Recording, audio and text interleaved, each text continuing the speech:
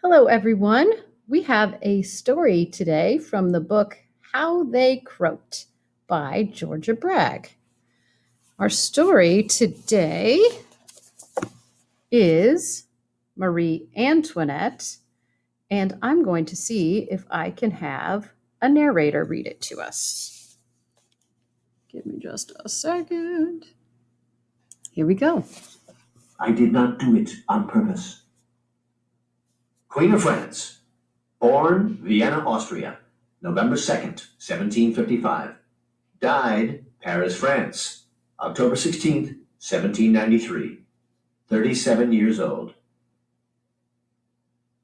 Marie Antoinette of Austria was royalty to the 10th power.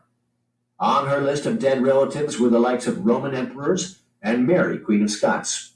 She was trained in regal attitude and poise, and not to have anything on her mind, because all she had to do was look good and have babies. Like her 10 sisters, Maria Antonia was predestined to marry royalty in some far-off country to keep the Habsburg dynasty alive. She was a player in the diplomatic strategy of, "Don't kill us, we're the in-laws." Maria Antonia ended up with the gig of a lifetime, the Queen of France. Her baby-making lineage was what the French wanted, until all they wanted was her head. When she was 14, old enough to have babies, Maria Antonia was put in a carriage and carted off to France, where she married the 15-year-old king in training, Louis XVI. When her carriage arrived at the French border, she got an extreme makeover. Her Austrian things were dumped, including all her clothes, her pug dog Mops, and even her name, as she was transformed into the French Marie Antoinette. Louis XVI was no Prince Charming, but she got to live at Versailles Palace with a personal staff of 500. The only thing the staff couldn't do for her was make a baby. But Marie Antoinette was the boss of her own body, and she wasn't ready to be a mommy. Instead, she threw big parties, shopped for shoes, gambled, and got ridiculous 3-foot-high hairdos. The king did metalwork and hunted, but not for her. Her mother warned the 15-year-old newlywed that she should get pregnant fast because her looks were already going. Meanwhile, the French people were out of work and starving, and they were starting to hate their queen's guts. It was 7 years and 3 months before the marriage was consummated. They had 4 children, but 2 died in childhood. The French Revolution, which began in 1789, destroyed the monarchy. The next king had been born, but the people didn't want kings anymore. They wanted to be free and equal, and they were killing people left and right to get that freedom. Marie Antoinette and her family were captured and taken as hostages, which was actually better than being on the streets, because the angry mob would have torn them limb from limb. Soon after, in 1793, her husband, King Louis XVI, was beheaded on the guillotine. The guillotine was the new humane decapitating machine. Before, they used an axe and a block. The designer, Dr. Guillotin, said, "The mechanism falls like lightning. The head flies off, the blood spurts." So much blood spurted, the streets were slippery with it. "You won't even feel the slightest pain," Dr. Guillotin proclaimed. But sometimes a severed head would blink or open its mouth to bite whatever was near. Marie Antoinette's 2 remaining children were taken away. She was devastated. She was thrown into prison, even though she was visibly ill. Her hair had turned white. Her joints were swollen and achy.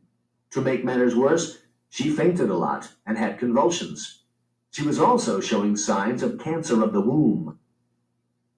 2 women jailers felt sorry for her and got her lace, linens, and better food. They brought her flowers, put a ribbon in her hair every day, and gave her mineral water instead of the filthy water of the Seine. But then the women were arrested for treating Marie Antoinette like she was a queen or something. The next jailer was all business. When Marie Antoinette asked for knitting needles to make socks for her children, who she knew must be cold wherever they were, the request was denied because the pointy needles might be used as weapons. Instead, she pulled out threads from the fabric on the walls and wove them into garters to hold up stockings. When she was brought to trial, the courtroom was packed with people jeering. The only thing still queenly about her was her calm poise in front of the murderous crowd. She was put in a chair up on a platform so everybody could watch her in her misery. Her lawyer was given only 1 day to prepare her case, but it didn't really matter. Her fate had already been decided. Marie Antoinette's death would be the communal violence that was needed to bring everyone together. Every problem France had ever had was blamed on Marie Antoinette, and she wasn't even French. On the day of her execution, she wore a white dress, black stockings held in place by her homemade garters, and purple shoes with 2-inch heels from the good old days. They cut her hair, tied her hands behind her back, and sat her in an open cart pulled by horses.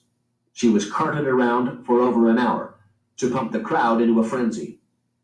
In those shoes, she climbed the scaffold, calm and in control. Then her head was cut off. Marie Antoinette died on October 16, 1793, in Paris. She was only 37 years old. Her body and head were taken to a nearby graveyard and tossed on the grass while the gravediggers took their lunch break, giving Madame Tussaud, the famous wax modeler, time to sculpt her face in wax before she was put in the ground. Her death didn't end anything. It was only the beginning of the Reign of Terror. 20 to 40,000 people, mostly royalty and wealthy citizens, were killed in the next 2 years. By 1815, kings were briefly back in power, and Marie Antoinette's body was dug up. The 2 hand-sewn garters that she wore at her execution identified her. She was reburied along with her husband in the Basilica of Saint-Denis. There are no descendants of Marie Antoinette. Her son escaped the guillotine but died in prison 2 years later of tuberculosis at age 10. Her daughter was freed at 17 and married off, but died childless at 72. Moments before the executioner cut off Marie Antoinette's head, she accidentally stepped on his foot. She looked up at him and said, "I did not do it on purpose." Those were her last words, and that was the story of her life. The guillotine. The guillotine is a decapitating machine named after its French inventor, Dr. Guillotin. First execution, April 25th, 1792. Last execution, September 10th, 1977. Ah! The average height of the guillotine is 14 feet. The metal blade weighs about 88 pounds. The blade falls at 21 feet per second. A beheading takes 1/50th of a second. Removing the head does not kill the brain. It can stay alive for up to 13 seconds after decapitation, until it dies from lack of oxygen. Consciousness can cease immediately because there is no blood pressure. Marie Antoinette's hairdo. Marie Antoinette wore 3-foot-tall headdresses called poufs. The frames were built of wire, cloth, gauze, and horsehair, and were covered with powder. Elaborate miniature scenes of current events or feelings were depicted in the poufs. Pouf problems. Poufs were unwashable, providing havens for spiders, mice, and bugs. They were itchy and made it hard to dance. Pouf wearers had to sleep sitting up.